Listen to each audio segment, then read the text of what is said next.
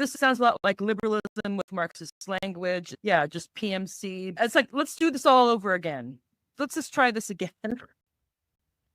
and think that we're going to have better opportunities. I don't know if it was the New Left themselves that said this. I remember we're going to have a march to the institutions, primarily academia and media, and somehow get us to a point where the things that thwarted a working class consciousness from being able to constitute itself will somehow be overturned. And he doesn't even give a sober analysis of what that's led to and why it would make any sense to rehash that and give it another go. I want to get your take on. Just advocating for a pre-political turn to first rebuild civil society, and that Marxism is not anti-imperialism because national struggles are petty bourgeois, which is fantastic for these lovely liberals or progressives getting into dicey conversations about Palestine, about Ukraine, about Venezuela, or why not Greenland? So the pre-political. Well, let's first of all talk about his bastardization of the work of Antonio Gramsci, because civil society in the prison notebooks is about bourgeois society, as you state, and the civil society institutions in bourgeois society. Gramsci describes them as the earthworks around the citadel of the state, basically. These are the barriers put in the way of the working class from not coming into an awareness of itself as a class, which is, I think, the central problem facing the American working class as of this moment. Numerically very large, consciousness-wise very weak. And the institutions of civil society, whether they wear a right face or a left face, are all still designed to be the earthworks of the American bourgeois state. Means the great socialist leaders taking over these institutions. This has been tried over and over again, and it always leads to the same results, which is a few people with a left background get a few jobs. It does not advance working class consciousness one iota, and then the same thing is suggested by the academics a few years later.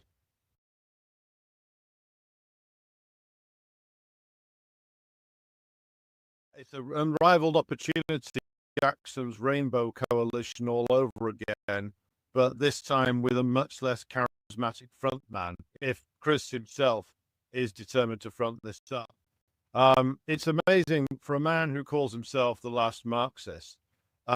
His actual political ideas resemble everybody else on the American left who's out criticizing.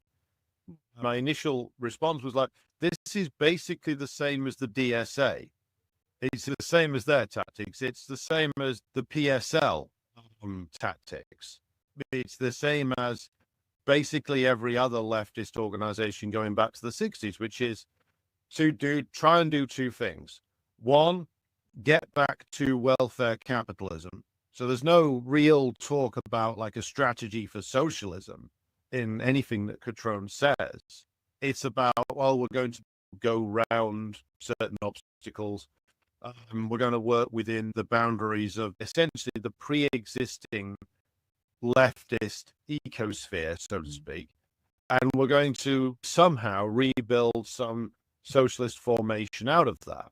The same as everybody else has said, like going all the way back to the 1980s. And it's amazing that this is all the great man, the last Marxist standing can think of. It is essentially all that stuff the DSA tried with Bernie Sanders. We're going to try it again, but without even a national political. So it's nonsense. And it just shows again the absolute poverty of like Western leftist thinking. The limit of their horizons is welfare capitalism. We can get into why it's an impossibility and why Cutrone is a stupendous hypocrite. Just briefly mention the historical context here. Welfare capitalism was possible for one moment in time. And if Chris was the great dialectic, then he would know that nothing remains still. So you can't recreate FDR's New Deal coalition, because the two central forces which made that up have gone, which is externally the Soviet Union and internally lawful CPUSA, Communist Party USA, both of which Chris denounces, of course, as Stalinism in loud and vitriolic terms whenever he gets the chance.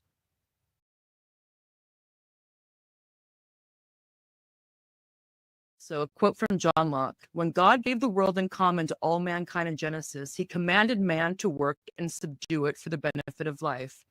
So the theme here is the labor theory of property derived from moral justification for taking land from unproductive peoples. You can see where this is going. And the impact is that this has influenced the founding fathers' imperial ambitions.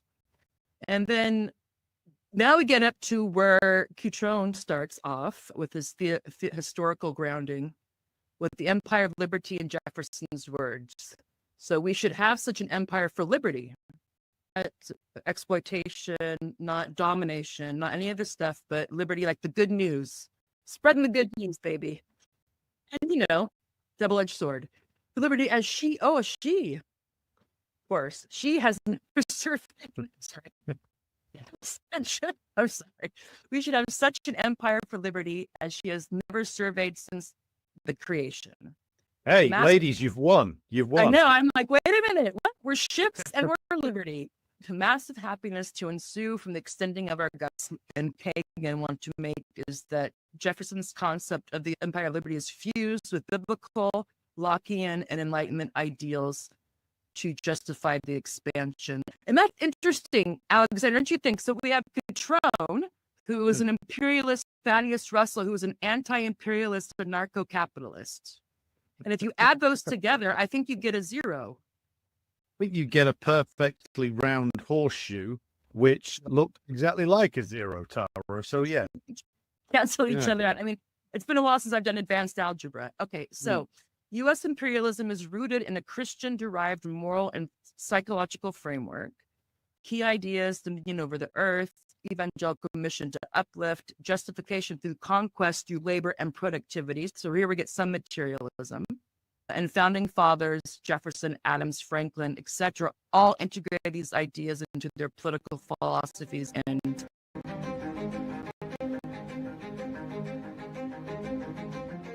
frankly, my dear, it's imperialism. But the question of then the presidency of Jefferson has to be addressed because it hits the reality of actual politics. You go away from the theory, you hit actual politics, and actual politics in the late is that unless you industrialize, then you are going to get re-subordinated by either England or France. And so Jefferson has to wrestle with this and embrace the idea of industrialization of the northern United States. Of course, the South remained mired in the slaveocracy. And I would also recommend for viewers that they do engage at this stage with the Zerdo when it comes to a thoroughgoing critique of this kind of liberalism. Lizardo basically goes underneath all the words to dig out the material reality of American Enlightenment liberalism.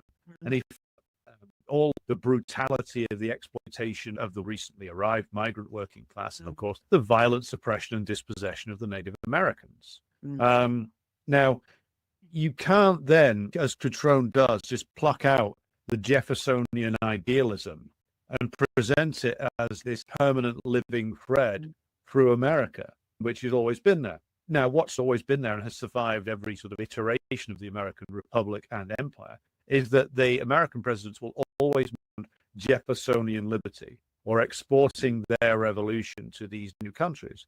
But of course, as Jefferson faced the reality of needing to industrialize, so the post-Civil War unified United States morphed into an imperialist power via similar processes to and in Germany and in France. And so what happens to the Empire of Liberty? What happens to the Great Republic? Well, it becomes an empire.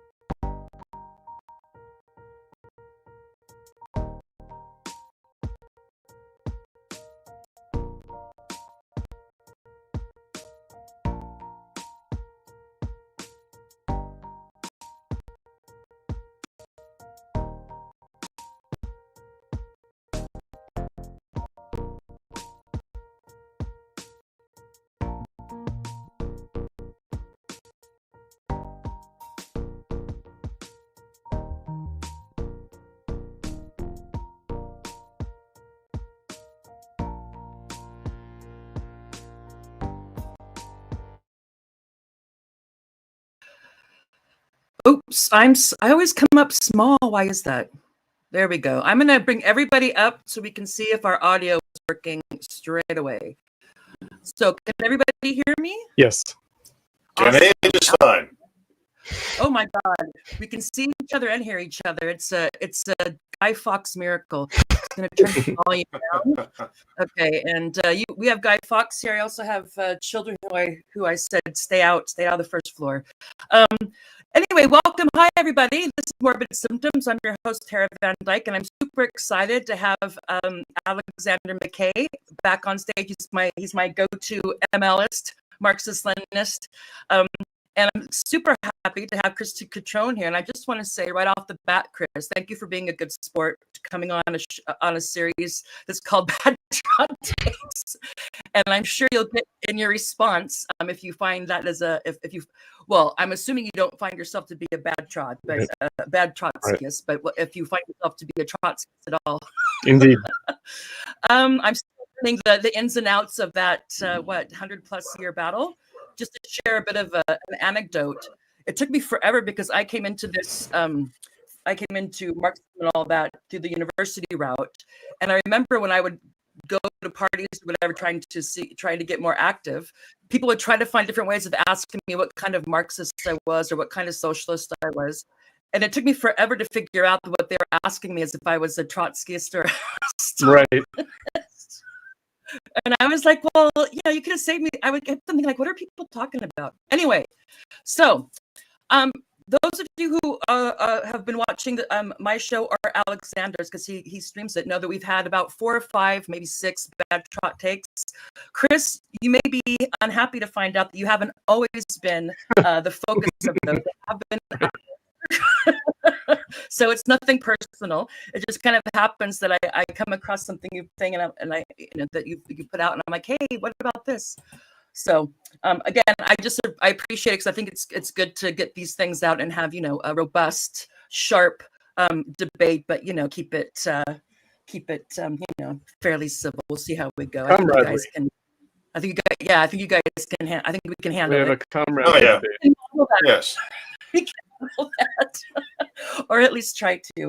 Okay, so this is what we're going to do. So anyway, so Chris reached out and said, "Hey, why don't we have a discussion? Why don't I come? I come and give a response or an elaboration, etc., to some of your takes on my takes, to use my podcast language." I was like, fantastic, let's get this going. So I'm glad that you did that. This is what we're going to do. Most people have not tuned in. I'm under no false pretense that people have tuned in to hear what I have to say. I know they want to hear what you guys have to say to each other in your own regard. So what I'm quickly going to do, I'm going to just review the issues that we've had with your takes over, let's see, what have the articles been? There was an alternative to genocide, Israel, Palestine, and the left. I think we also did something about the Empire of Liberty. I'm not sure if that was also Greenland. I can't remember. Yeah, that was the Greenland one. Okay. And it just so happened that when I read that, I also saw something that Thaddeus Russell had did about the founding fathers. And so that just kind of came together. And then the last one was on socialist unity. I'm just going to go through the themes of the issues that we've raised. I doubt we'll get to all of it in any depth tonight, but of course, what gets touched upon is up largely to you guys. What you bring out in your initial response, Chris, and then the back and forth. So without further ado, please do like and subscribe. Hate watchers also welcome. Where would we be without them? Yes, that's right. So without further ado, I'm going to. I think this maybe will take 5 minutes. I'm going to go over a summary of the issues we've raised or talked about, and using your articles as, I don't know, foils or flashpoints to get at what you're saying, of course, but also larger issues. Then you'll have the floor for about 10 minutes, and then Alexander will respond and we'll go back and forth. And can you let me know when your hard exits are so I can be mindful of that? I'm thinking I want to keep it no more than 2 hours from start to finish. That's right. And if we finish earlier, fantastic. That's right. Is that okay, Alex? Yeah, that's Awesome. fine. That's fine. You guys are very agreeable. Okay. We'll see if it lasts. Yeah. You know, Alexander, I suggested that you put a banner of Stalin behind you, and I could see you opted not to do that, and I understand why you why do didn't, I need that but, when you I know, have? I'm not when going to I- when I pretend have not to the be Stalin disappointed. bust right here. So, Oh, so there you go. That could be a Greek god too. Well, we All are. right. I very much am on brand this evening. You'll both be delighted to know. There you go. All right. So the first main issue is Marxism and anti-imperialism, which has been kind of a thread, either direct or tangentially through what you've been talking about, at least as I have followed it the last couple of years. So we disagree with your claim that Marxism is inherently is not inherently anti-imperialist. So our reading of Lenin's Imperialism, the highest stage of capitalism, as establishing imperialism as a distinct stage of capitalism, requiring concrete political analysis or political opposition, not just theoretical critique. And from that perspective, solidarity with national liberation movements, however imperfect, bourgeois, petty bourgeois, religious, etc., is a material necessity. Not just moralizing about, oh, you know, these settler colonials or racists or etc. Although, of course, you know, having morality is not a bad thing. So that's the one issue that I think is a clear source of contention or opposition. The national question and class struggle. So Alexander talked quite a bit how he sees in your frame it collapses national struggles into capitalism in general, thereby dismissing them as distractions from class struggle rather than recognize them as expressions of it. And historically, Marxists from Marx through Lenin and Mao supported anti-colonial movements precisely because they weakened imperial centers and opened up revolutionary possibilities. Of course, opened up being the operative word there. There's no guarantees. I'm to tell you guys that things can go sideways, backwards, all kinds of things. Treatment of Hamas and other resistance movements. My guess is we won't get too into the weeds on that, but I am within a characterization of Hamas and as well as gangster capitalism and reactionaries, religious fanatics, etc., just to be summarily dismissed, a bit too convenient and not really clearly tethered to my understanding of the facts of the matter and historical record. Not that, of course, they're, you know, all angels. Then the pre-political turn. So you're calling us our understanding of it from your brief article, and I think we watched also.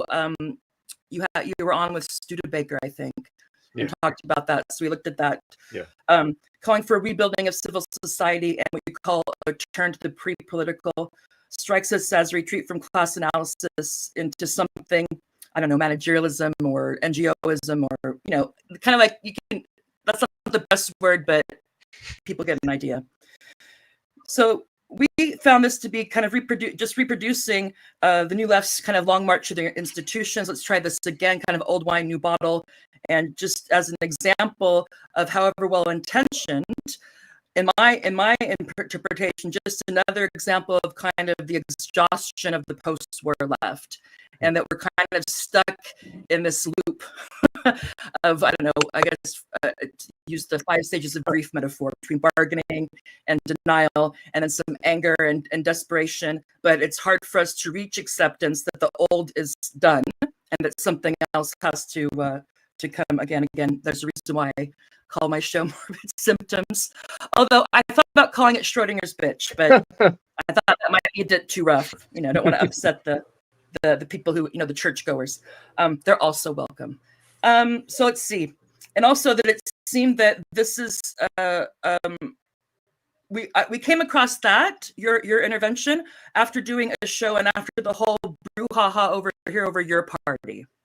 Yeah, with Jeremy Corbyn and Zara Sultana, and, you know, your party's for everybody, wink, wink, unless you have conservative views. You want nice things. We don't like racism, fascism, you know, all this kind of stuff. And so obviously your rhetoric was not the same, but it was kind of like, is this just another variety of let's try this again, just, but it'll work out differently this time. Down to it is the limit of our horizon still just some version of welfare capitalism.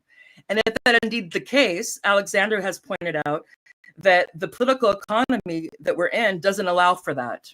So how are you going to afford, and if, I'll let him get into that, but this idea that with the current state of the political economy in the United States where you're at and Britain where Alexander's at, even if everybody wanted to go back to welfare capitalism, that the material relations are that would be difficult to do in any meaningful way. Trotskyist purism and Western parochialism, fancy words. So Alexander sees a continuity between your position and I don't know if it's neo-Trotskyite or if that's even, I'll let you guys hash that out. Tendency towards permanent critique, a stance that allows that focus on theoretical purity while avoiding solidarity with actually existing anti-imperialist movements because of all the problems that can present that you're well aware of. I think you've written quite a bit about that. And this results in a de facto alignment with liberal and imperial frameworks. So, and lastly, religion and culture, which also I think is probably not the main thing that we'll touch upon, but we'll see how it goes. Your dismissal of religion and in revolutionary movements, does this repeat a kind of secular Eurocentrism, treating Islamism, for example, as fascism, rather than analyzing its social basis and class character? So overall, we find the royal we of morbid symptoms, that your last Marxist posture perhaps transforms Marxism from a revolutionary politics into mostly an intellectual spectatorship.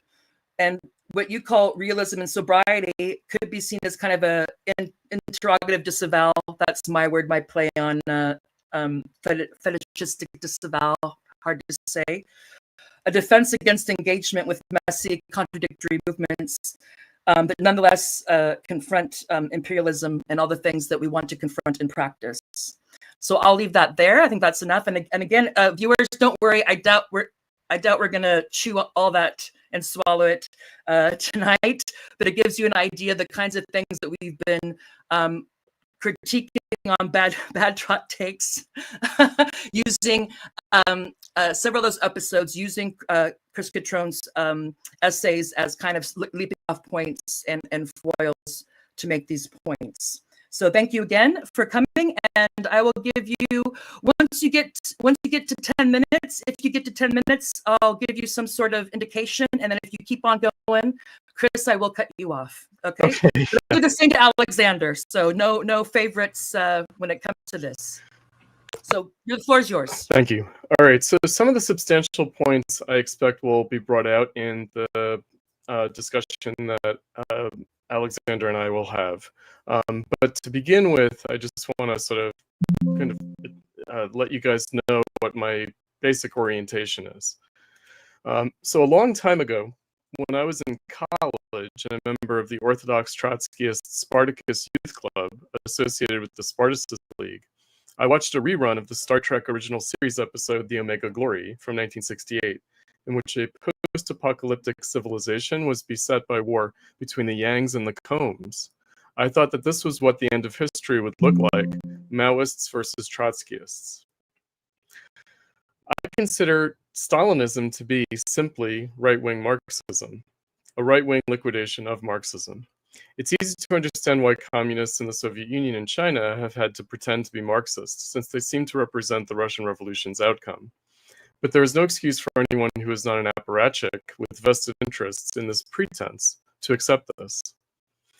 I'm not sure why you are Stalinist. Is it ignorance? Is it opportunism? Or do you actually want to be the hangman of the revolution? Would you be Marxist at all if there were no actually existing socialist states to admire from afar? Similarly, I'm not sure what I am here to defend about myself, my ideas, my practical strategy, or my soul. Actual Stalinists and Maoists have rejected Daungism as revisionism and post-Mao China as a fascist-led state capitalist country. Mao himself said in the wake of the Cultural Revolution that the supposed left-wing followers of Marx often become fascists. Stalin and Mao themselves would regard you as revisionist, or maybe at best, a useful idiot. In my time back in the day, anti-revisionist Maoism was represented by the Maoist International Movement, or MIM Notes, and Jay Sakai's book, Settlers, represented this tendency. But they would have rightly rejected your perspective as non and even anti-Marxist. But divisions among Stalinists are long-standing. There was the Sino-Soviet split between Mao and Khrushchev, the Sino-Vietnamese War, various African, Asian, and Middle Eastern civil wars in which Communist China and the Soviet Union fought on opposite sides and chewed up cannon fodder in wars, nothing to do with socialism whatsoever. Each side called the other imperialist and had spurious pseudo-Marxist explanations for why this was so. There was also the US-China alliance under Mao against the Soviet Union, which involved these armed conflicts. Mao claimed to uphold Stalin against Khrushchev's actions, but even Mao said that Stalin's purge trials were wrong, too bureaucratic and authoritarian. His solution was the Cultural Revolution. His slogan was bombard the Communist Party headquarters. But now you defend the Chinese. Mao was calling to bombard the people in China you have placed your hopes in. He was calling to bombard you. On Israel-Palestine war, if I can speak personally, I was horrified by the October 7th attack, but not because of the atrocities against civilians, but because of what I expected the Israeli response would be. I identify spontaneously with the Palestinians, not the Israelis, and this is precisely why I oppose Hamas. Leaving aside the question of the struggle for socialism entirely, I'm opposed to terror, which I consider liberalism with bombs and reformism with guns, as Lenin called it. And he meant targeted attacks on the state, not communitarian violence against civilians. To defend it is to defend the slaughter of Palestinians that was its intended result. Hamas wanted this genocide to happen. They call it martyrdom. And that's why they are wrong, at least from a socialist perspective. Yes, Lenin said about Marxists who had qualms about the 1916 Easter Uprising, which had significant participation by Irish socialists, that if you can't stomach petty bourgeois outrages, you will not be able to support the revolution. But he meant the proletarian socialist revolution, whereas today we have nothing but petty bourgeois outrages and radical cheerleaders or spectators. We've had a century of so-called Third World Revolution. It has not brought the world closer to socialism, but it has distorted the minds of Western leftists. Which brings me to practical strategy. I have two distinct tracks, Platypus on the one hand, and my campaign for a socialist party on the other hand. I know Marx, Engels, Lenin, Stalin, Mao Institute's mission is education and analysis. This makes you no different from any other left tendency, which I consider to be inherently limited to propaganda or miseducation. There is no political practice whatsoever. There is analysis, supposedly, which, since it is divorced from any viable political strategy, is just tendentious ideology. Platypus is the dead left, reduced to mere trafficking in misunderstood ideas, which serve only to justify in a crackpot way what are capitalist politics and policies, to a very limited audience of fanboys and fangirls. In Platypus, we are trying at the level of ideas to clear ideological obstacles to a real proletarian socialist movement. It is an inherently limited project. We are addressing the left, which is of course a petty bourgeois milieu. By contrast, my campaign is taking on the practical tasks of laying some kind of foundation for a proletarian socialist movement in politics. As I have said repeatedly, this will necessarily look like anarchism, or like grassroots Long March Maoism. So be it. But unlike the anarchists, we don't fetishize social action and oppose political action, the eventual struggle for state power and building a party to achieve it, on principle. Unlike the Maoists, we won't tail after supposedly progressive or working class capitalist politics, which again has clearly led nowhere but capitalist politics since the 1970s. Similarly, however, we're leftists, petty bourgeois radicals, might want to serve as potential cadre of what to actually be socialist must become a working class movement. We're not there yet. The 20th century leaves a lot of treacherous debris and unexploded ordnance. From the disintegration of Marxism and of proletarian socialism, I recognize that we are beginning today from scratch, but we have to avoid the traps awaiting the ignorant or the unwary. It's my opening gambit. All right, thank you. And with time to spare, all right. So it's clear that Chris stands by all his original texts, which is fine, and that. So I will just say two things. That what you how you characterized Alexander could also be a fair characterization for you because you deal with students, yes? Or are you out there actively organizing the working class in the Communist or Socialist Party? Well, we are dealing with working class people in the campaign. That's right. Okay, how many? Yeah, don't know. Like you where? Mean how many cadre? How many I mean, organizers? no, I mean, like you have platypus meetings. Oh yeah. My understanding association is a student based, or at least originally. That's platypus. It's in it's platypus. Yeah. So I'm just curious if you have time going on, how that project is that you've outlined. Okay, so platypus. Platypus is. Yeah. But no, I'll just three things that I have, and then you can either respond to those or I'll turn it over to Alexander. Just on that, and also it still seems that your understanding of what happened on October 7th in the history heretofore seems to be largely in line with what the Israeli state would say, which is still sad that that's the case. But that's a kind of an empirical question that we'll put to the side. I'm going to step back here because people want to hear what Alexander has to say. So, Alexander, do you want to go ahead and give your initial response? Yes, certainly. And if it gets go ahead. Well, I'll open up and then we'll go back and forth. Well, I'll start off by outlining, in case anybody's unfamiliar with it, my own general perspectives, and then respond to some of the points that Chris raises in his opening statement.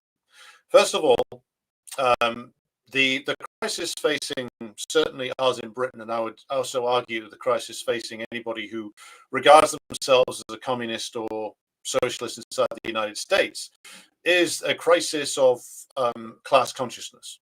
And that is a crisis which goes back, in my view, to at least the confusion and chaos of the 1960s, the splits in the international communist movement, and also the I would say misunderstandings that arose through the reform period of welfare capitalism.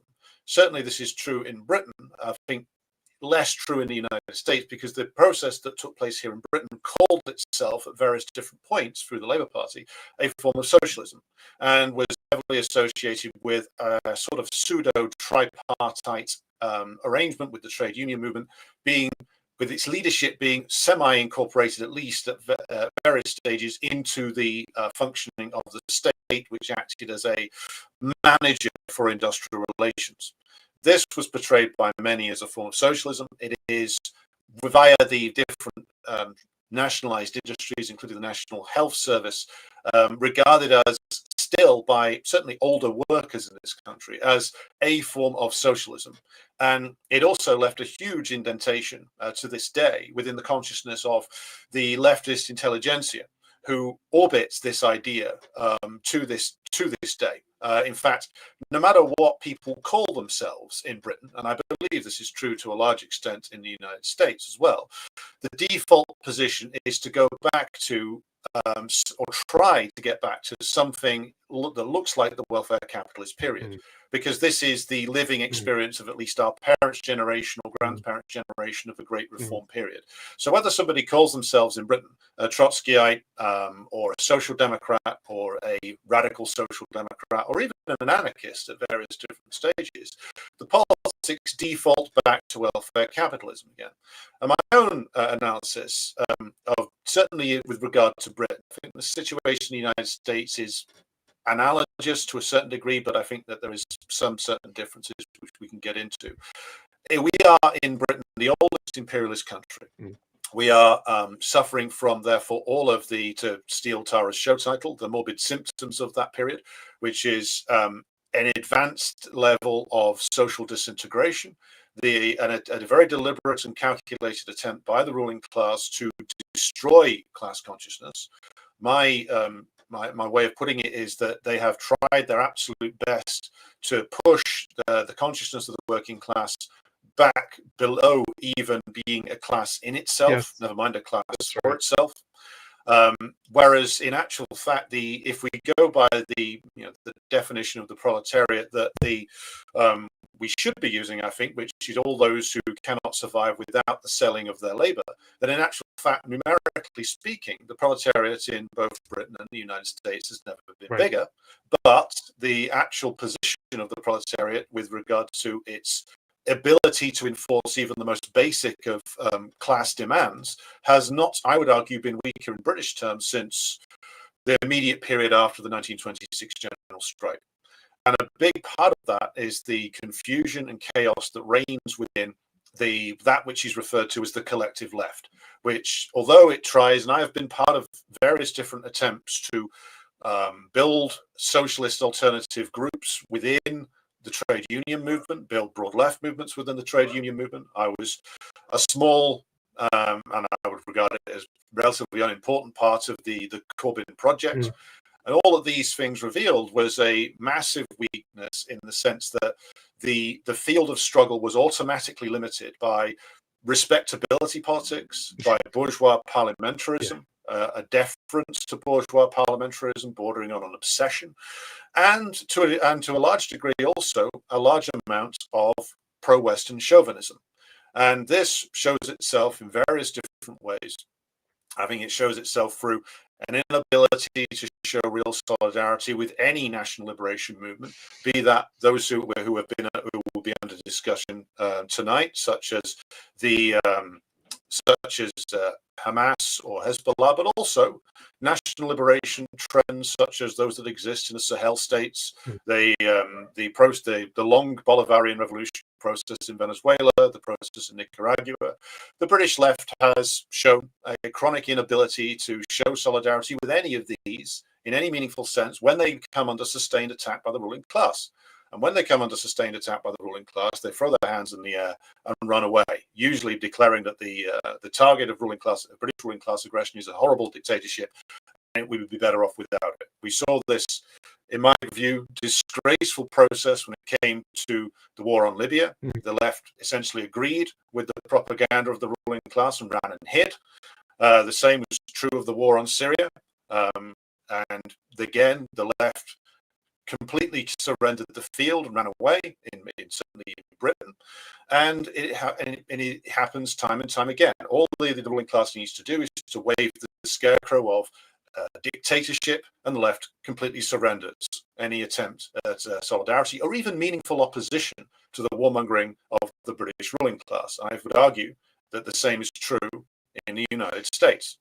Now, to round out and bring us back to the question of the urgent question facing us in the imperial core nations, which is that the working class in Britain, the United States, France, Germany, and the other countries that were the welfare capitalist countries after us drubbing in the class war really for over 40 years. I think in the US terms, it might even be longer. And the question comes back to, how do we build again? And in my view, where the project that I and others are seeking to build here in Britain goes beyond just the theoretical, but that is vital, because unless communists have a clear theoretical understanding of starting with the Marxist classics, being able to actually think and analyze in a dialectical materialist manner, then we stand no chance of actually standing up to all the propaganda and the lies and the deliberate seeding of confusion within the class the ruling class will attempt to do. We need thinking worker theoreticians who can go into their communities and workplaces, analyze the news of the day or the development in the workplace, and give it back to the working class, again, in their workplaces and communities in a manner that is understandable to them. This is, of course, my interpretation of this derives ultimately from Gramsci's analysis of the intellectuals, what is an intellectual and what isn't. And in my view, that, of course, following Gramsci, we need to vastly expand what is regarded as intellectual and what is not. We have allowed the definition of intellectual to be sort of a glasses-wearing pencil pusher for far too long, and the actual intellectuals are found in many working class communities. They are the trusted, unofficial leaders and teachers in a particular community. It is the job of communists at this stage to go out, speak with them, bring them into our educational process if we possibly can, and also have a two-way process of learning how to communicate with the class again.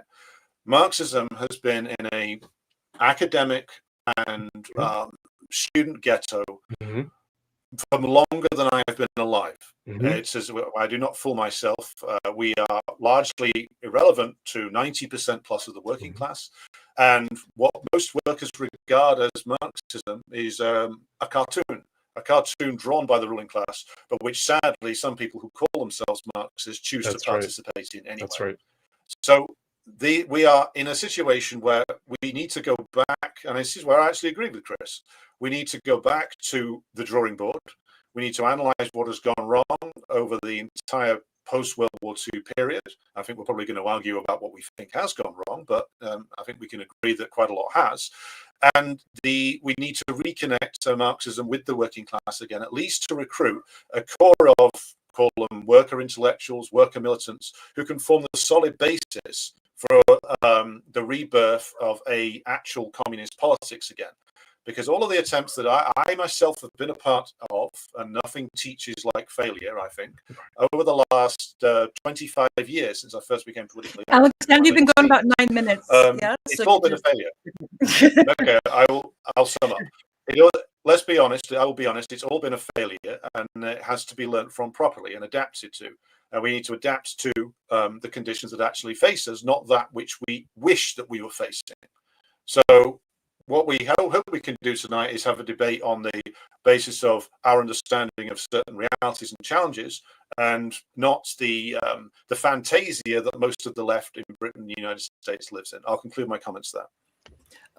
Great. So first of all, my campaign for a socialist party has that basic orientation of trying to reach people in their existing self-organization, which, but I also agree that it's at a very rudimentary state, and that a lot of it is captured by capitalist politics, and I would include the existing labor unions as really implicated in that. I'll quote the dreaded Trotsky, which is that he thought in the era of imperialist decay, if the labor unions are not led by communists, then they are just appendages of the state, of the capitalist.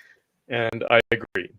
And I think that it's long since been the case that in the UK and in the United States, that the labor movement is not at all fit to task. It's not fit to task as the basis for a socialist movement. It's also not fit to task at a more basic liberal level of class struggle, meaning the class in itself, like just collective bargaining. In the United States, the unions have mostly degenerated into like law firms, basically, litigation operations. They do very little actual organizing, and they certainly don't do any community organizing to support the labor movement in the way that would be necessary. Now, so to come back to the question of imperialism. So my criticism of leftist anti-imperialism is that it's liberal anti-imperialism. It's petty bourgeois anti-imperialism. It's what Hobson was for Lenin. That anti-imperialism today is basically in a kind of opposition to monopoly capital and finance capital on the part of the petty bourgeoisie, who are the big capital. So it's small capital against big capital. And the working class can also have a petty bourgeois horizon of activity in politics. And it can have what is essentially a kind of liberal anti-imperial. I think it's largely the point, meaning we already have, in the United States anyway, we have like libertarian anti-imperialism, like Rand Paul. We have Bernie Sanders anti-imperialism. We have the Squad, anti-imperialism. That's what anti-imperialism is. It's basically a policy dispute. So in your opening remarks, Tara, I agree that imperialism is not a policy. It's not what the government does or doesn't do. It's a historical condition of capitalism. And most people deal with imperialism as a policy. So they oppose war as imperialist, or they oppose supporting Israel through arms shipments as imperialism, as if Switzerland or Norway are not imperialist countries, even though they don't do those things. Or maybe they do some of those things, but not like the United States does, or Britain does.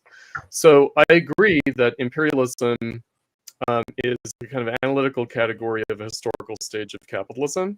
But I see anti-imperialism on the left as being no different from a kind of petty bourgeois or even capitalist alternative policy anti-imperialism. So I see, for instance, Bernie Sanders is friendly towards Cuba. Historically was friendly towards the Sandinistas in Nicaragua.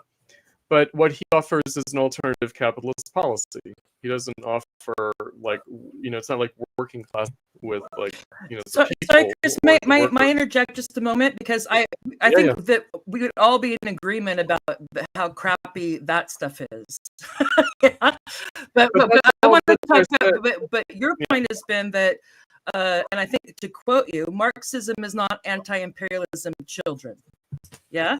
So maybe I've said that in a podcast. That I'm not saying like I've heard you say that like other places. Let me say this: Marxism is not. So what I would say, like, if you could clarify that, because I'm pretty sure that Alexander would disagree. I don't want to put words in his mouth, but the idea that it's a mistake to assume that Marxism, or and you can distinguish between the politics theory. I'll let you do that.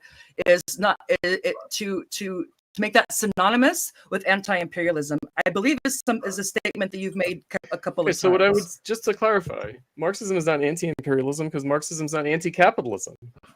There's capitalism, there's a lot of anti-imperialism. That's completely undialectical. Meaning, what the petty bourgeoisie, what the petty bourgeois radicals will discover is that there's no greater engine for capitalism than the working class itself, and that's why they reject the working class ultimately. I always tell my students, if I gave a very compelling look at Davos and convinced all of the billionaire capitalists that we should do communism and not capitalism, that would not be enough to bring about socialism. That would not be a way of overcoming capitalism at all. And the opposition that the billionaires who became communists would face would be the workers themselves. Meaning, it's the kind of, again, I feel like the Marxists don't even get into this. Like, they don't even lay the foundation for a historical materialist understanding of capitalism. So instead, it's sentimental. It's anti-capitalism because capitalism is screwing us over, or it's anti-imperialism because imperialism is committing atrocities. It has nothing to do with the struggle for socialism at all, other than as petty bourgeois socialism. So that's my point of saying such things, is just to step to one side. It's not about, like, first of all, the other thing that we need to acknowledge, nobody is pro-imperialist. Hardly anyone is pro-capitalist. Meaning, if you ask them, they're like, no, we don't accept what Marxists say about capitalism, let alone imperialism. They would say, it's not capitalism, it's the free market, it's liberal democracy. That's what they would say. They would say capitalism, that's like a Marxist idea. It's not capital. And they similarly say that they're against imperialism. All the capitalist politicians in the UK and the United States would say that they're anti-imperialist. So what? It's rhetoric. Yes, but the point is that we're trying to get clarification on what your point is, not everybody else's this point. Right. Alex, but I think if you could, just because before we move on, Alexander, you want to say something to that, please? Well, I think that the again, it's like a point. I have a point of disagreement with Chris and a point of agreement with Chris.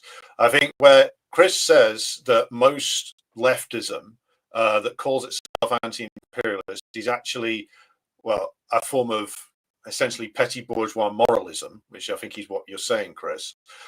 In my experience with the left in Britain, that is correct, because they focus focus on developing what Lenin wanted when he wrote Imperialism, which is a thoroughgoing and systemic analysis of imperialism as a distinct and natural development of capitalism, which is the move from commodity production to financialization, the merger of money and industrial capital to finance capital, and the way that creates a new phase of the system. So yes, most of the characters you find on the anti-war left in Britain and the United States are basically saying this is bad stuff. This is morally bad. This is, Which is true. It is true, but it doesn't take us anywhere. Right. But here's the point where I would disagree with what you said. I mean, for many people it's a way in, but for communists it should be that we should be looking to then bring people much further. We need to bring people towards a systematic understanding, which is that let's take if we're trying to do politics in, shall we say, Glasgow, for instance, if you're trying to engage in working struggles here around housing, around labor rights and stuff like that, the imperialism affects all of those things, because imperialism is a system which isn't just bad foreign policy. It's realization of absolutely everything. The integration of the banks and the hedge funds, pension funds into the ownership of everything. The reason why housing privatization goes on, why the social housing stock is constantly diminished and destroyed, that itself is a symptom of imperialism, because imperialism is capitalism in its most degenerate and parasitic form, where it's no longer in the phase of British industrial capitalism in the early to middle 19th century, or American industrial capitalism in the mid 19th, maybe mid 20th century, where it was a predominantly industrial commodity producing economy and could be argued at a certain stage to be playing a relatively progressive role. That's all gone now, working class internally as well. And so we have to bring home the understanding that imperialism isn't just, the bombing of oppressed people in the neo-colonial world. It is brought right back home again in the form of the systematic attacks on the working class, the driving of wages down for 40 plus years, in the sense that real wages have not improved at all. Yeah. The constant deindustrialization, the merger of the banking system and the state and the central bank into one, almost. There was something somewhat completed, I would argue, by the 2008 crisis and everything that flowed from that. This is all imperialism. This is all, and most of the left does not put it in those terms. And this is why I would say we should have an instinctive solidarity with the oppressed peoples of the world, because they are our natural allies against this parasitic and vampiric system, because we have a shared interest with them in taking it apart. And I'll just conclude on this point. We have a shared interest in ending the ability of the banking giants and hedge fund giants and all the other characters, systems, institutions which exist through the City of London, Wall Street, etc., in their ability to extract or hyper exploit, shall we say, labor in the neo-colonial world and resources in the neo-colonial world. We have an interest in building an alliance with those people to take down our own ruling class. Well, I certainly agree with. So let's take the concrete example that you guys have focused on in terms of my writing, which is Israel-Palestine, and my understanding of it.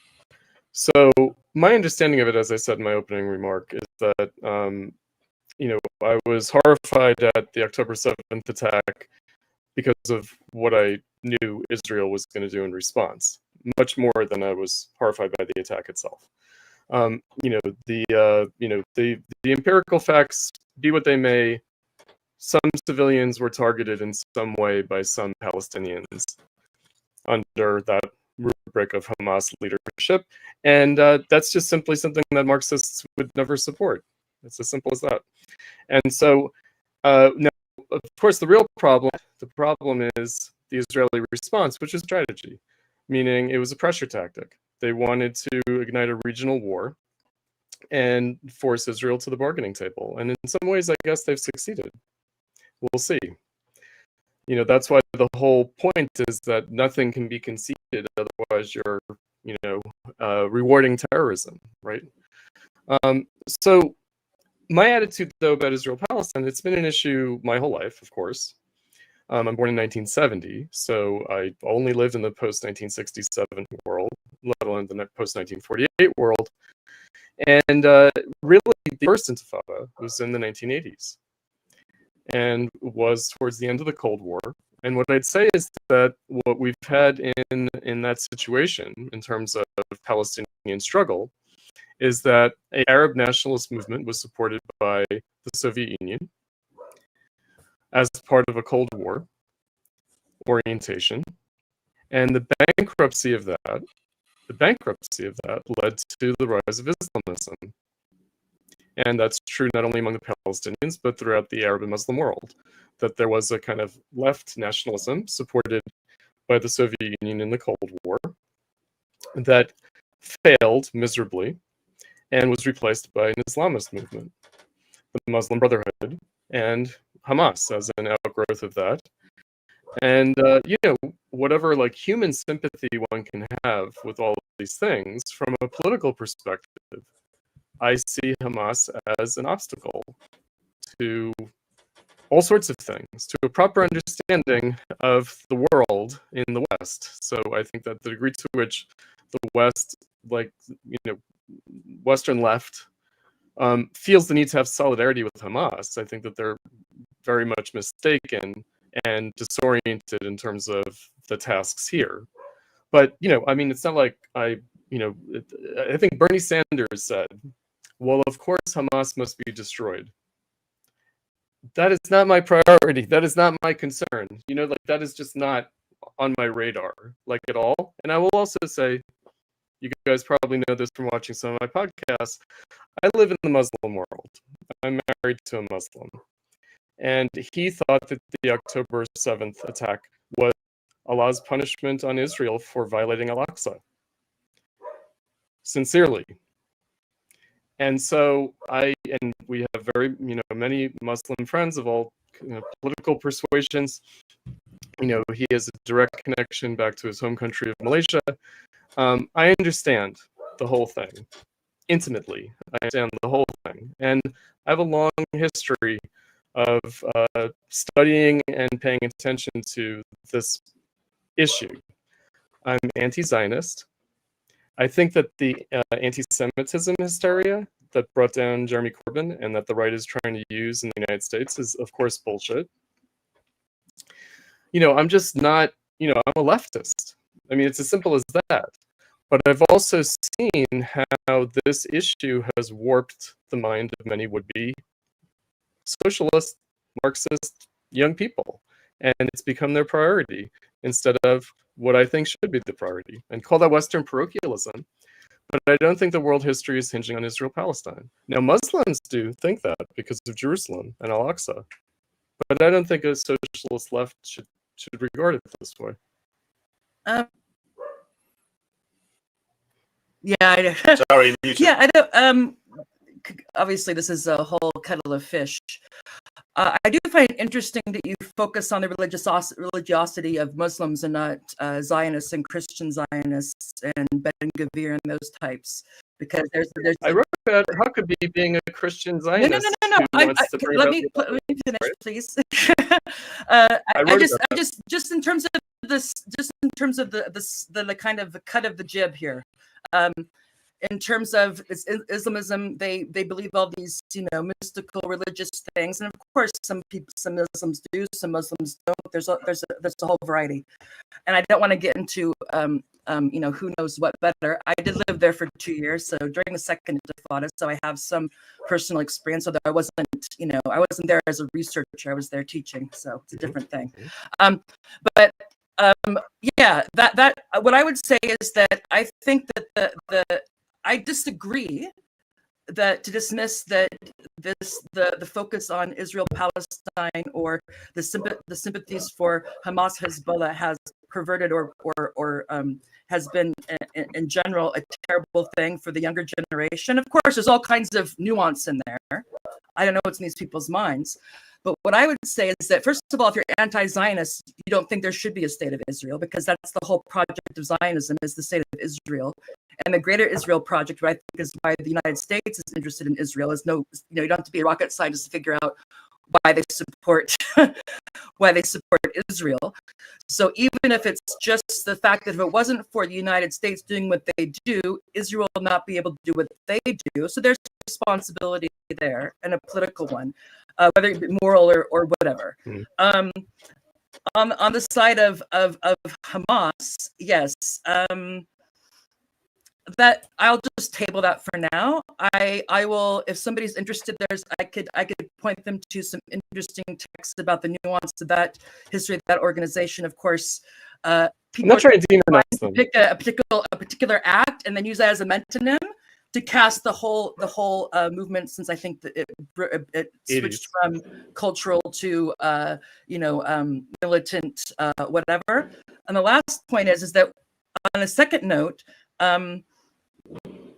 in a way, our feelings are kind of, I mean, they're not irrelevant, because we can decide what we want to support and what we want to talk to each other about. But the fact is that Hamas's popularity is not decreasing in Palestine; it's increasing, and they're not a stupid. They're not a stupid population. Right. So we have to at some point have to reckon with that. And I think I think that what happens in West Asia, I think American imperialism lives and dies in West Asia. So I think we should be very, that's just my crystal ball. Can I make a little point here? This is an important point.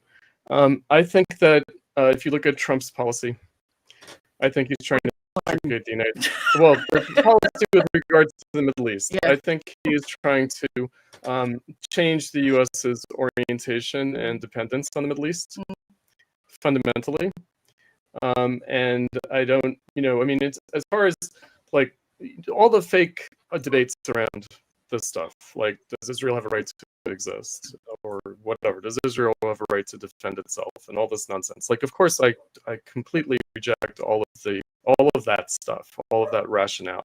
The issue with Hamas is, I think that I actually think that the October 7th attack was they were abandoning governing Gaza, and it was actually, like I said, to force Israel to negotiate, and it was also to become a political rather than a military force. In other words, they sort of expended whatever military option they had, and now they're trying to parlay it into a political position. And by the way, the Trump administration is open to that. They're offering them clemency.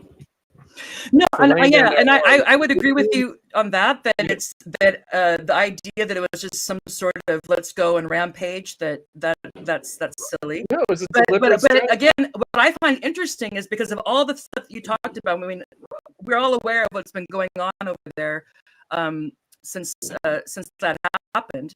But the fact that after all of that if the polls are to be trusted at all, that their popularity has gone up.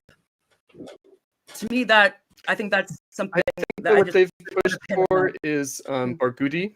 They want to be the president of the PA, and he's not Hamas, but he's also not Fatah. Yeah, and he's so still are they can never let him out? They want him out, and but they want him right, and so they want a reformed Palestinian Authority. So does the Trump administration.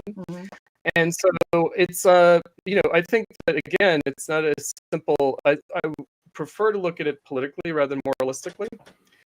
And at the same time, of course, the horror of the Israeli... No, I prefer the political as well, but, But at the end of the day, after all the people have died, there's still going to be politics on the other side of it. Yeah. And Hamas is going to be a political player. Israel is still going to exist. I was at student encampment protests here in Chicago, young people, and they were organized and informed by older people. And those older people did not disabuse them of their illusions. Their illusion was that this was the end of Israel. I was like, that is not happening. Like, if you think that your encampment is about bringing about the end of the state of Israel, maybe in 50 years, but not within any appreciable time frame. Like, Well, yeah, it's just no not no happening right now. encampment's going to do that. I mean, Right, and they used the language, and I said, why are you calling the people that Israel has killed? Why aren't you calling them dead people? They were like, oh, no, it's disrespectful. You have to call them martyrs. yeah, but who? So they I mean, literally had 35,000 martyrs. The pamphlets were produced by Hamas. They downloaded them off the internet, well, and they were like, you disrespect the struggle if you say that they were just killed, that they're well, just that's dead. that. Okay, You have to well, call that them we're getting a bit martyrs. a bit the weeds about. These are my students. Yeah, These well, are my that's students. fine, but whether they use the word martyr or not is No, okay. but it's a bad political. Okay, but I want. Okay, manipulation. I just want to.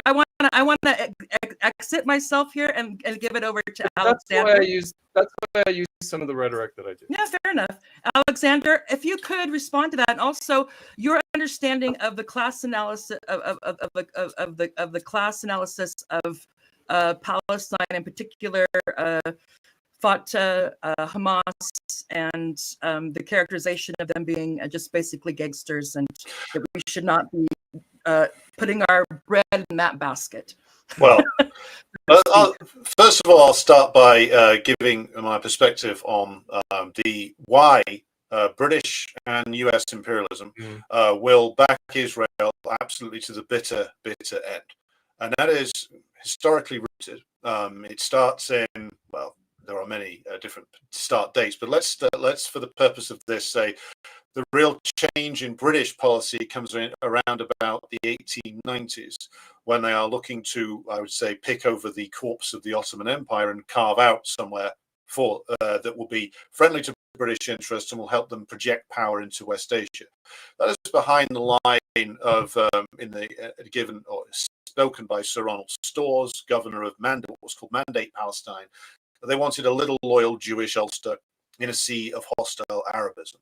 Meaning, and if you're not familiar with Ulster, that's of course the still occupied, British occupied part of Ireland, the Irish Republicans call the occupied Six Counties, that had a Scottish Protestant population put into it many hundreds of years ago now, to make sure that they would be a bedrock for British control. Same plan was hatched, or similar plan was hatched for what was then called Palestine, in collaboration and a long-term collaboration with the Zionist movement, who also had their own agenda, which they were happy to work with the British Empire on that. The two sort of fell out with each other later on. But the general agenda is that the Israeli state, as it became, prior to that, the Zionist movement, would be a permanent barrier to any kind of Arab unity project, be that the admittedly flawed projects of Nasserism, of Syrian and Iraqi Baathism, of the various different Arab socialist groups that did exist for quite a long time post Second World War, prior to their significant decline in popularity following the counter-revolutionary destruction of the Soviet Union in the late 1980s. The rise of Hamas, I think, has to be treated as a distinct phenomenon, and I reject Chris's blanket usage of the term Islamism, because I think that is a term which actually confuses more than it clarifies. There are many different types of groups which wear the label or which proclaim themselves to be some form of Islamic inspired organization. Hamas comes out of a particular reactionary tradition, there's no point denying that, that is linked to the Muslim Brotherhood.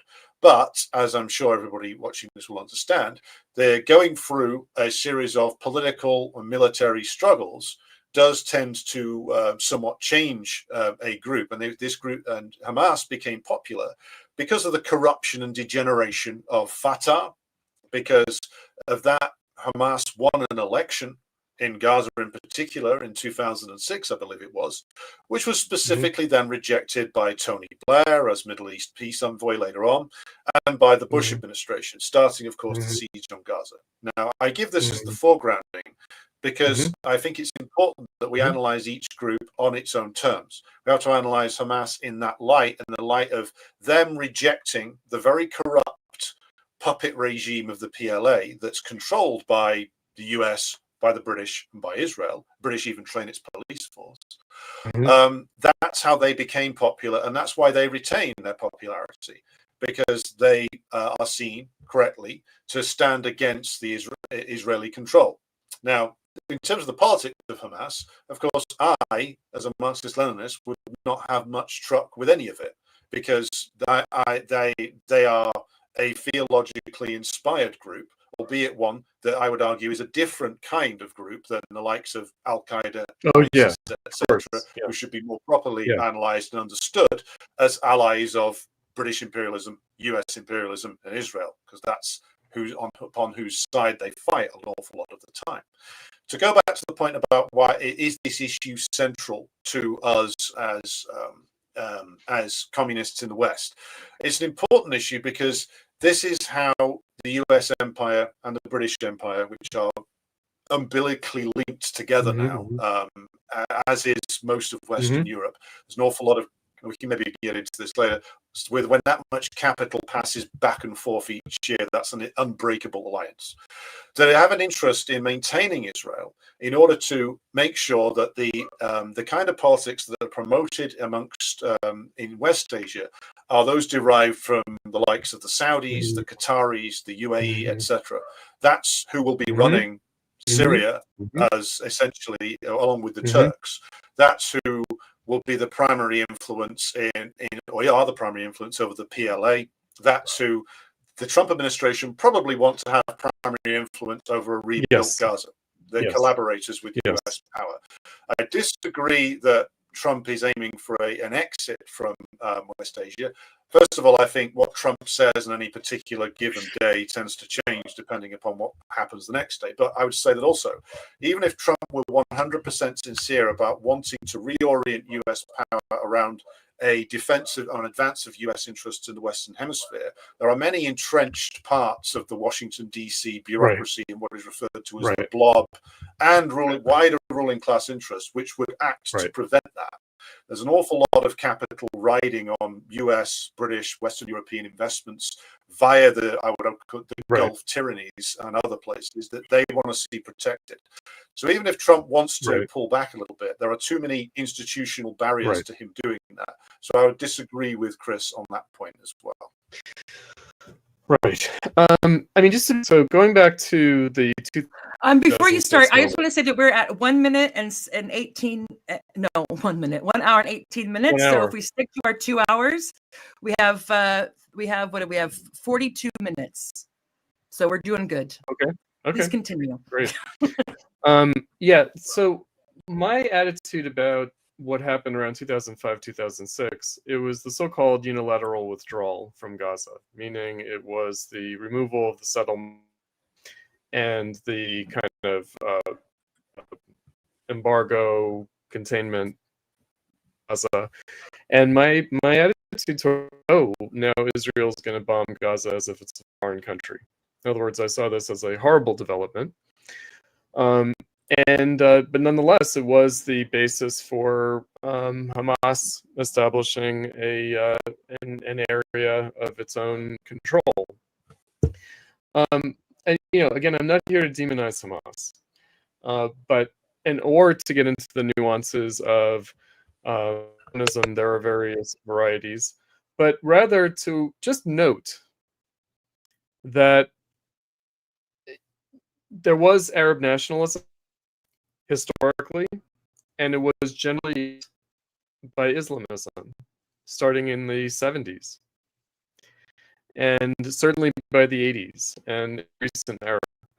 And just to acknowledge that the so-called left nationalism, or what is sometimes referred to as Arab socialism,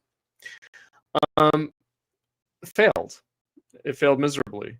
And Islamism doesn't come out of nowhere. It doesn't just come out of like the Muslim background of the region. It is a political movement, and it comes in response to the failure of another political movement. And I don't think there are many leftists, there are many Marxists who generally would prefer kind of Arab nationalism to Islamism. I don't really care one way or the other. So the real question is, we really need to get into, which is so-called national liberation struggles. And that's a 1930s concoction of Stalinism. I would say. It's not Lenin. It's not Lenin's position, and I would say it's not really a Marxist position. I would say that there's a difference between the struggle against national oppression and the idea of national liberation struggles per se. Meaning, national liberation struggles might be, part of an objective process of history. I understand them as being about conflicts within capitalism. I do not see them as inherently helping the working class achieve socialism, either in the developing world or in the metropolitan sort of overdeveloped world. The kind of the kind of and world of the imperialist core. I don't see national liberation struggles per se as aiding in the working class struggle for socialism at a world scale, either, again, in those countries. And indeed, what you had in the 50s and 60s was an alliance between the communist parties in the Middle East with Arab nationalist regimes. And invariably, it led to the crushing communist parties by the nationalists. So insofar as there was any kind of socialist movement with any kind of working class base in the Middle East, it was destroyed. And it was destroyed through an alliance with the nationalists. And so I see, the PFLP, for example, the Popular Front for the Liberation of Palestine, they think of themselves as Marxists and as socialists, as communists. They are in a common front with, they operate jointly with Hamas. So they have a conception of what they're doing, right? So they see Hamas as the national liberation movement, and that they are allied with as communists. And I wrote about this as well. They put aside their ideological differences with Hamas until after the national liberation struggle is achieved, and then they expect that the class struggle will break out after that. But in the meantime, they subordinate very self-consciously to the national liberation struggle. And I think that that is anti-Marxist and anti-socialist and anti-working class. And there's a long history for that. All right. I just have a few things to flag, and then I'm going to turn over to Alexander. In terms of the fall or the failure of Arab nationalism and the rise of Islamism, that, of course, and I'm sure you would agree, there was a lot of external factors involved in that, in terms of, Sure. And I don't want to get into like the Arab joke state, the Gulf joke states, and Wahhabism and all this stuff, but obviously a divided kind of balkanized or whatever fiefdoms obviously are easier to control and to play off one another and all of that. And so to look at the connection fault. It's imperialism's and the external one. It's imperialism's Sorry? fault. It is imperialism's fault. I didn't say it was imperialism's fault. I would say that ultimately imperialism is responsible.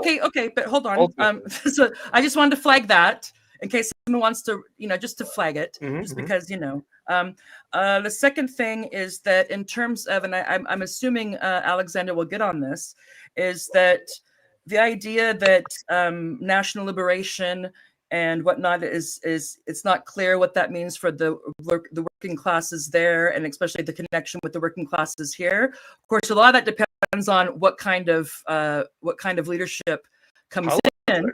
But if you're able to get control, have some more control of your economy and not be just kind of a mono economy or in some sort of natural resource ghetto, and you're able to have better economic development, I think that Alexander's flagged this before, that if you look at just the mortality rates or education rates, right, with all the crap that was going on in those Arab nationalist experiments, real material progress was managed. That may not be, didn't end up in socialism, but to push that away is a bit maybe too convenient. But again, depends on what kind of level of abstraction you're discussing things at. So I just wanted to flag those two things, and there was another one, but I can't remember. So I'm gonna get out of it now and pass it over to Alexander. And we have 35 minutes, so we're doing well. Well, on the point first about national liberation struggles, and here is a point that I disagree with Chris on.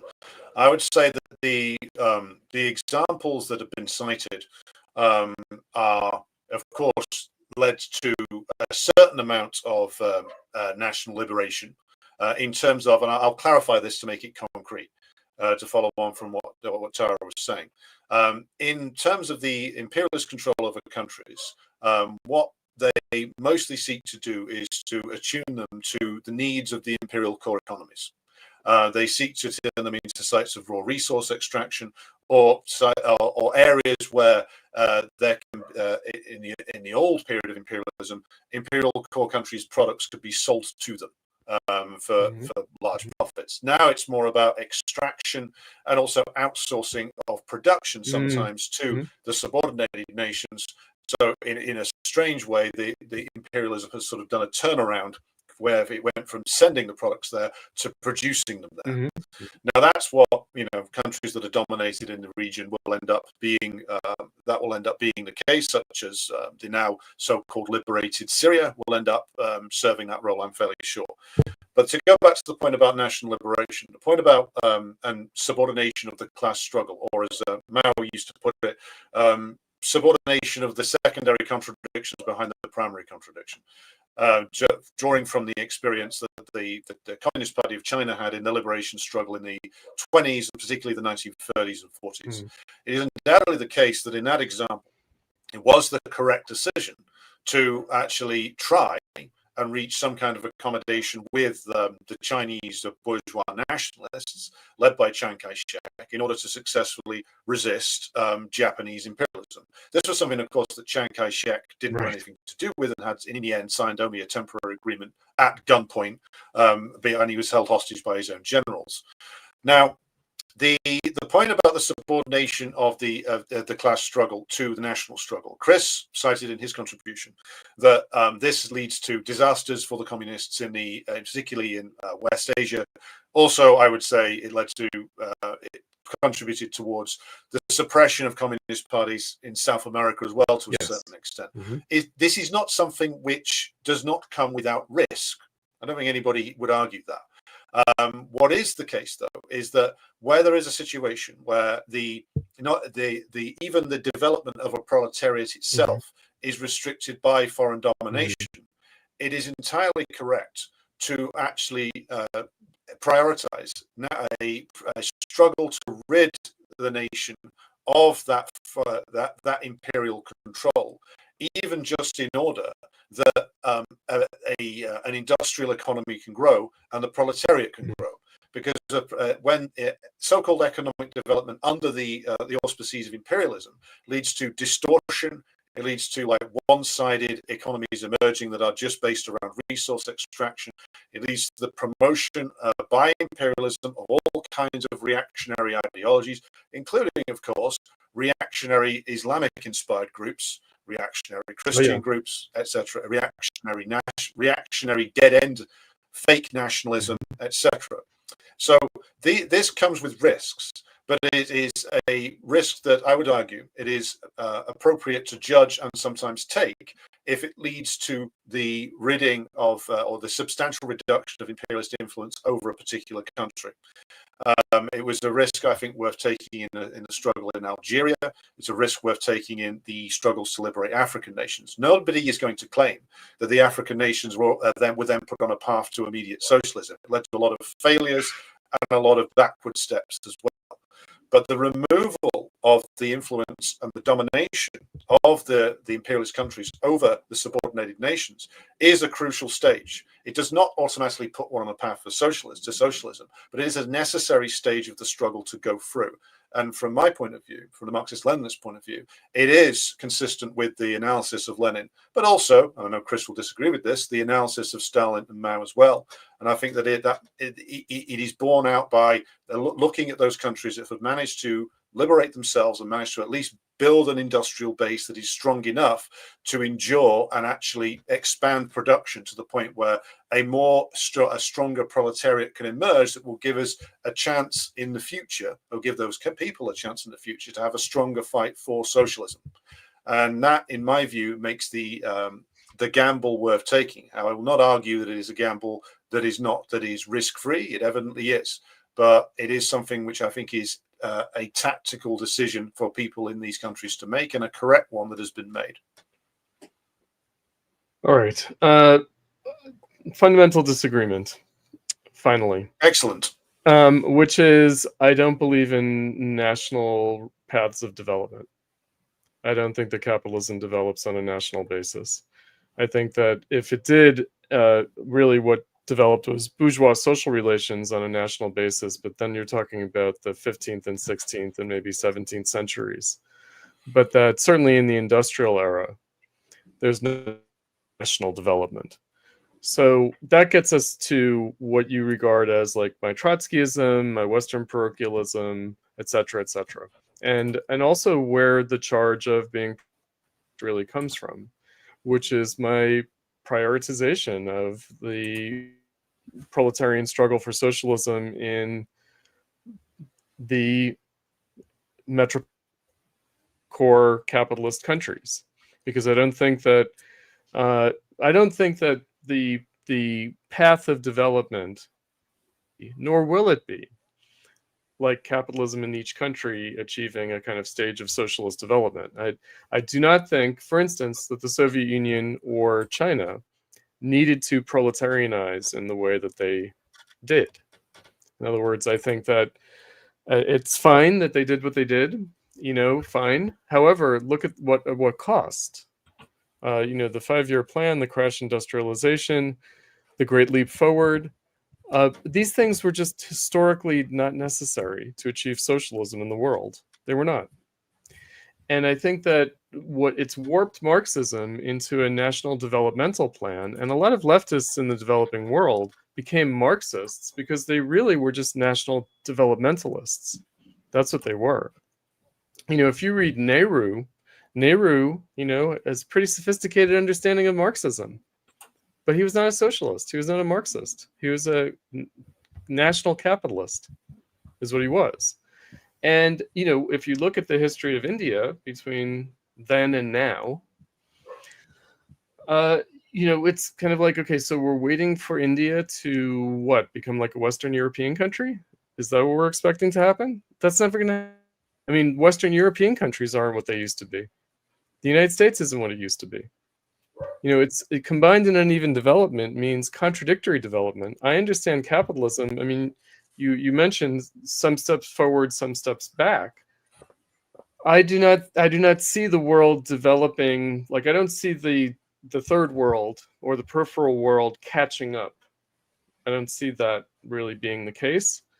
And China is the one example that seems to, throw a monkey wrench into what I'm saying. And yet I also think that the capitalist development of China in recent decades is and will produce a political crisis there. And it will produce a political crisis there faster than it will in the United States or Western Europe, in fact. So I don't expect China to lead the world to socialism. I don't think that's what's going to happen. I think that they will succumb to imperialism. I think in many ways they already have. All right. So if I'll just jump in and jump out, try to jump in and jump out quickly. You mentioned that you don't think there's such a thing as national capitalism, but yet, as you may have noticed, that you're talking is strewn with geographical terms. It only makes sense geographically. So how do you make sense of uneven development, geographical uneven development, so kind of David Harvey, Neil Smith type of stuff? Mm-hmm. And I mean, obviously there's political geographies that interact with economic ones. And we kind of have, maybe we're still maybe in a lag, that we're in this kind of conception of the nation state. And there's been a long debate about, is that if we have to think about, a super scale or a local scale, and you have some geographers talking about planetary capitalism and all kinds of things going on. Right. Geographers love scale. Like, Right. what scale do we focus on? Right. But how do you make sense of then the relationship and the contradictions, or the tensions between a political geography and an economic geography, and the uneven development that ensues from that? And at the same point, say, well, I don't believe in, or I don't find it useful to think in terms of national development when our countries with national governments and there's still that political geography, of course, that could be, weakening and whatnot. I just wanted to flag that, not as just an observation, not maybe really necessarily a question. And also, we can't know, we may never get to socialism, but we certainly won't know how we got there until we did. So I find I find it interesting when you can look back now, of course, from the vantage point of this point of history we are, and look back and be like, this was a mistake. This wasn't necessary. We could have gone X, Y, and Z. And of course, if I like to do that as well, but I find that a bit. I don't know if arrogance the right word. I mean, I can also be arrogant, but this idea that that's not going to get us to socialism, that wasn't necessary. Well, how the F do you know? We're not there yet. Well, I don't know. I'm pretty confident that we don't need to industrialize the whole world in order to achieve socialism. That's just, I'm like, production is very unevenly distributed in the world. And we would have to also discover through the class struggle today just where the global centers of capitalist production actually are. Meaning it's not just to be assumed that it lines up with then I'm really going to shut up. There's the geography of production, but of course there's production, there's distribution, there's exchange, realization, all these types of, that fantastic thing maybe you've used with your students, like you have the Starbucks cup and all the stuff that goes into Starbucks and the distribution and all that. It's quite global. But if we only focus on production, that's also, but sorry, I'm going to take my of course. I mean, I just, I think of, we've talked about like the Gulf states. And, so where do the workers in the Gulf states come from? They come from Bangladesh. So is that the proletarianization of Bangladesh? Kind of, also not. And, the mass migration that we see in the world, especially post-2008 and now accelerated post-COVID, is a redistribution of the global working class, meaning, the United States and Western Europe are absorbing a lot of the developing world's working class. That's a reality. And you have a kind of gutting and collapsing of countries in Latin America, the Middle East.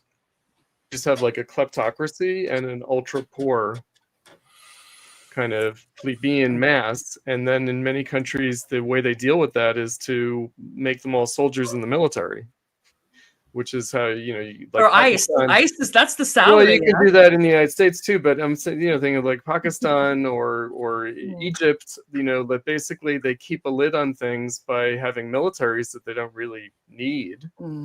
But that's the way you kind of warehouse the working class. In the United States, they warehouse the working class in okay. We're getting very kind of off field from the national thing. The national development point is, look, politically, like juggling the political and the economic is always tricky.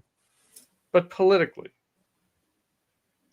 the United States, where I am, has an organic connection to the working class of the world through its own working class. There are literally workers here from every country in the world who have a direct family, organic connection, are in constant communication with their families back in their home countries.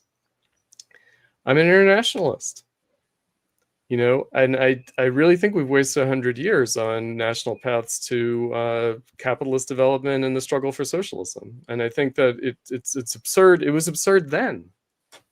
It's absurd now. That would be, it's a very abstract level. Okay. Well, on that, that's a good note. That's a good way. That's a good point to pivot back. Alexander, try to defend your absurdity. No, I mean, I'm not even and the absurdity of your party. I'm not even sure. Well, I will first of all start off with stating which many will understand anyway. Obviously, I entirely disagree with Chris's analysis of the question of the 5-year plans and industrialization of the Soviet Union. Without that, then the Soviet Union would have been conquered and destroyed by Nazi Germany. There is no doubt about that. And also the progress in China that has been made since under the Deng Xiaoping period and afterwards is made on the foundation built in the revolutionary period. Without the destruction of the old comprador bourgeoisie and their influence over China, without the destruction of the influence of the landlord class, no development would have been possible whatsoever. Now, as to the current condition of China, and I'll answer this one first, what I would call it is, at the moment, it is I would say, a contested position, meaning that there is within the Communist Party of China every form of opinion, from Maoists through to those who would describe themselves as out and proud devotees of Milton Friedman and Friedrich Hayek. This produces a real struggle within the Chinese party that is reflected within the often contradictory statements made by Xi Jinping and the other Chinese leaders, who will say on the one hand that we respect the legacy of Mao Zedong, on the other hand, reform and opening up is an ongoing process and will never come to an end. And the contest there is not decided yet. There is much more to come, and it will be informed by the continued interaction of the Chinese party and the class struggle in China. And the Chinese working class will ultimately have the final say over which way the Chinese party goes and which way the Chinese state goes. I am not, and have not, well, I hope so. I am not and have not advocated for the point that China is now leading the new Comintern. The Chinese leadership has no interest in that, right, and will not do that. Nor, I think, should we look to that either. Right. I think that the role, I would say that China plays a progressive role to a certain extent by actually offering other countries a path to development which is much better than that which is offered by the engagement with the imperialists in terms of what the European Union, Britain, and the United States offer. The countries where Chinese investment has been heavy certainly see, I would argue, a greater degree of industrialization and a more balanced industrialization that has been seen than by, shall we say, the neo-colonial status that French and British imperialism condemned a lot of African nations to. But the struggle in China will go on and will ultimately, it is, of course, not for, we will have minimal influence over that unless, of course, we in the West actually manage to secure socialist development in our own countries. Yes. Then this is the thing that we can do most of all to actually stop the rampage of the British and American ruling class all over the world, is to focus upon building our forces here, building our forces to the point where we can do things like strikes that are designed to affect government policy. At the moment, we stand no chance of doing that. We stand no chance of doing that because of the relative weakness of our class's position in these countries. But to go back to the point about the development of the work, depending upon your preferred terminology, the neo-colonial world, third world, developing world, etc.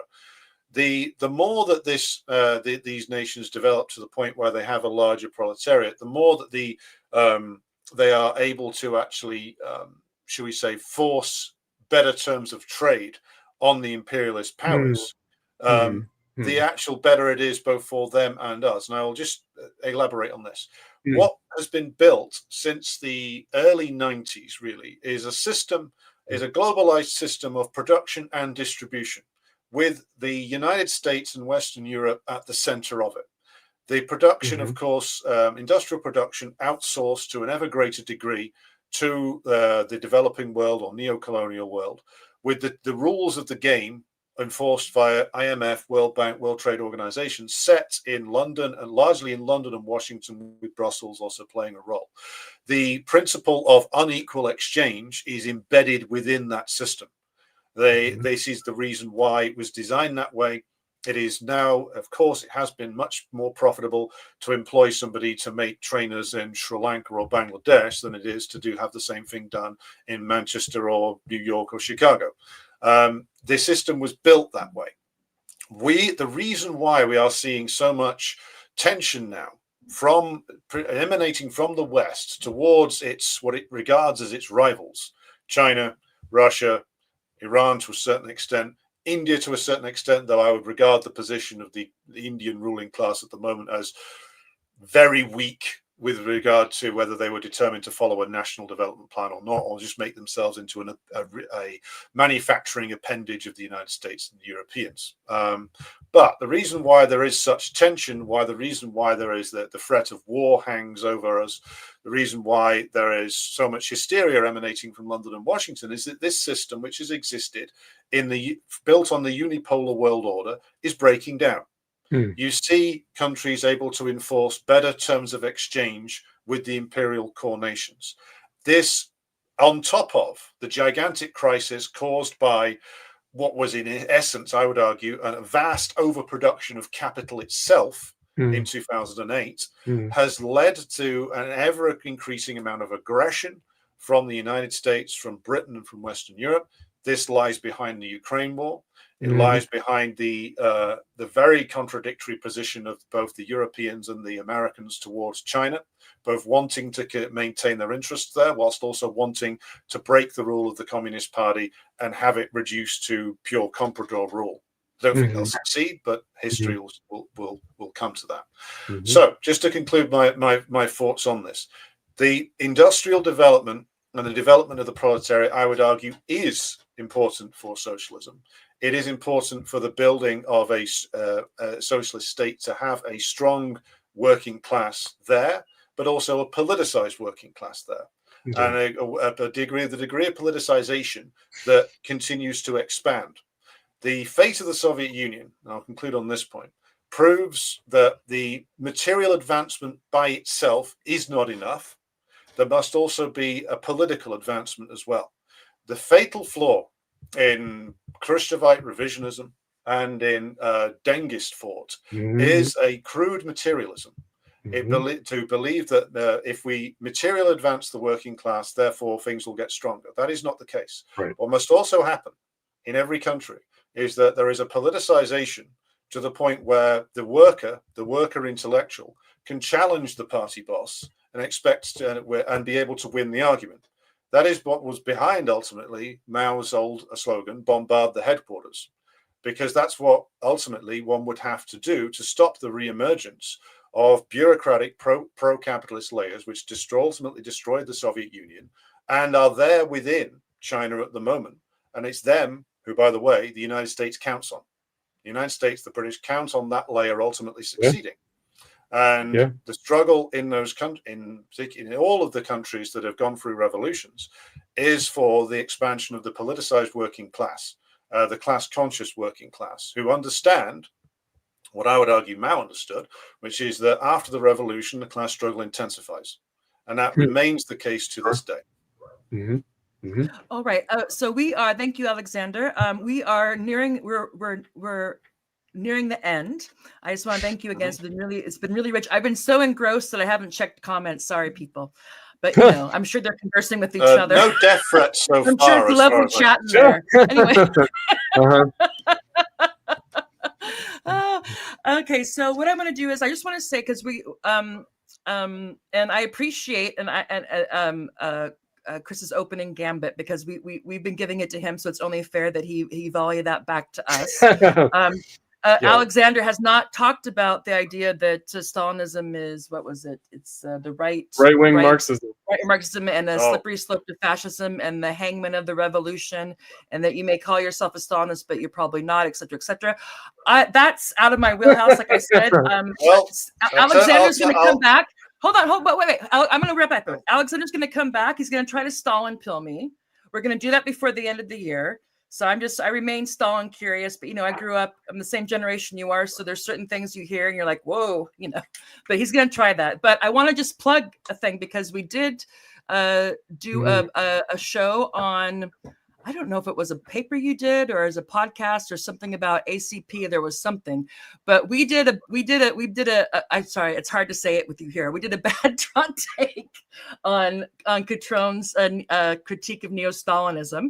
I'll plug that. You can go check it out. It's with Alexander. And maybe we'll get back to that. But why we'll just pretend that wasn't there because we're getting along so well. So let's keep it up. We have 10 minutes. What I'd like to do is to split up between you two, and then we'll say our goodbyes until we meet again. And again, I just want to say that I really appreciate both of you doing this, and I think it's been worthwhile. I know I've found it generative. So, Chris, 5 minutes for you. You don't have to take all of it, right? And then we'll end with Alexander, and then we'll go celebrate Guy Fawkes or whatever's going on in where you are. So 5 minutes for you, give or take. Great, thank you. No, I appreciate the opportunity to clarify myself. I will also say that the way you guys frame the discussions, the post-war left is dying, namely the post-World War II left is dying. But Alex, you also reached back to the time of the British General Strike, so nearly 100 years to the 1920s. I would also similarly say that there's been a real decline and crisis and ultimately absence of a proletarian socialist movement in the imperialist core metropolitan capitalist countries dating back to that time. So I don't think that it was really reversed. I think that a lot of setbacks occurred in the Popular Front era in the 1930s, and this is my Trotskyist background. I do think that was a period of the liquidation of Marxism, and that we still struggle with that. So I think that the left is beset by two memories that weigh on the brains of the living like a nightmare, which is the 1930s and the 1960s. So I think that it's not just the 1960s that did damage. I think that the 1930s did damage as well. And I understand the point about resisting Hitler, defeating Nazism. I understand. However, again, I'm less interested in that kind of ideological justification for Stalinism or the Soviet Union, in terms of what Stalin did was necessary to defeat the Nazis, because again, in 2025, it's unclear, the ultimate trajectory of all these things. So, there is, I've been accused, you mentioned the ACP, Tara. I've been accused by Carlos Garrido and others, Haas, as, being like a purist and, like the purism of Trotskyism and Western Marxism and this kind of thing. I don't think that it's a matter of purism. I think it's a matter of getting back down to brass tacks and also understanding that we can't take a lot for granted. We can take very little for granted, actually. And also to clarify the civil social organizing aspect of my current efforts, which go back not to the New Left and not to the 30s either, but rather to the Eugene Debs era, the Second International era. In other words, what did it actually take to build proletarian socialist parties in the core capitalist countries historically? And again, it's for me an open question whether the conditions have fundamentally changed. I'm not sure that they really have fundamentally changed, made it impossible to organize a movement and a politics, a party along those lines. But it was the one time in which it happened in the United States. And I don't think that it was just the first blush of industrialization. I think that there were other conditions and other practices. There were other things that were done that I think have not been done in 100 years, basically. And that we need to try to do some version of today. And that might be, again, that might be a point of agreement, a point of disagreement. It might be a basis for meaningful disagreement, that we agree on that and we disagree over how to bring that about. But that is my basic perspective. So it's not about excluding people. It's not about excommunicating people. It's not about that. My basic point about Marxism these days is that while I do consider myself to be a Marxist, I also think that you can't bring Marxism in a kind of precipitous way, that Marxism has to be motivated by the actual condition of political and social struggle. Meaning, I think that a lot of what needs to be done now actually does not require Marxism as a theoretical understanding or justification. A lot of what needs to be done in terms of restoring the class in itself is essentially can be done from a like understanding of like, you know, basic association, like all sorts of things that have been undermined in So you're no capitalism. longer the last Marxist? Is that the announcement? Do we have a scoop on that? No, I am the last Marxist, but I'm still realize some sort of Marxist. You don't need Marxism. Like, we're here, folks. no. What I'm saying is, I being like the last Marxist many years ago. It was semi-ironically, meaning, and as if that right. In other words, what would it even mean to be the last Marxist? So again, You're a man of I think mystery. that I am, you know, I was bitten by the Marxist mind virus, and you know, I'm indelibly Marxist. I will always be. I'm not sure how exactly to bring in Marxism for the tasks at hand, right? So I don't think that we can just have this sort of free Marxism or from the 50s or 60s, and we just plop it in. I don't think that works. So I'm, you know, I would say that I'm very much a Marxist, but like all historical Marxists, I try to resist into a dogma or an ideology, right? Because I think we can end up deceiving our that way. Oh, well, for sure. If only everyone could be as perfect as I. Yes. Right.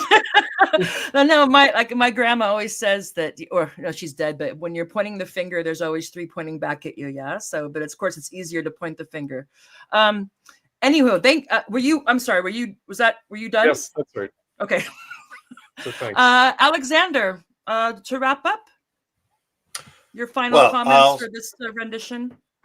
I will start off by saying that the defense we make, those of us who describe ourselves as Marxist-Leninists, of the Stalin period and the Soviet Union, of the Maoist period in China, is not historical fetishism or sort of building a Tumblr board or something like that.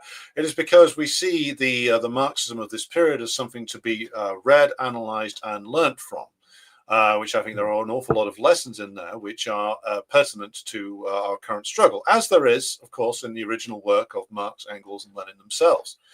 The problem that we face, particularly in the Western world, because the advanced imperialist nations, as I think we agree on, do have all similar kind of characteristics rooted in the development of the economy towards a greater and greater degree of parasitism under the influence of late-stage imperialism.